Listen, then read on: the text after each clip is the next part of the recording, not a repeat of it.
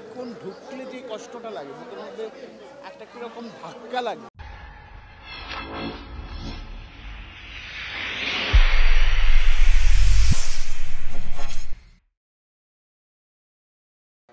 Set ফেলে স্টুডিওতে কাজ হতো, এখন তো অনেক মানে শুটিং হাউস আছে, তো সেই কারণে ফিল্মের কাজগুলো বাইরেও হচ্ছে।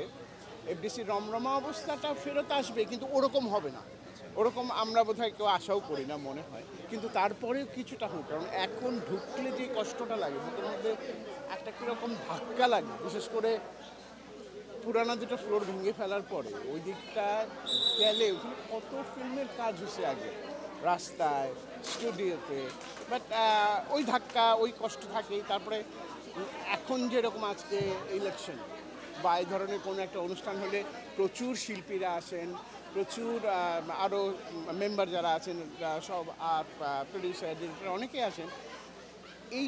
এই সময়টা আরও ভালো লাগে যে হ্যাঁ একটা অবস্থা, কিন্তু এটা সবসময় হোক আশা তো করবো তাই, আর বিশেষ করে মেইন কাজটা হোক, ফিল্ম আরও হোক আমাদের, সেটাই আশা করি। Thank you.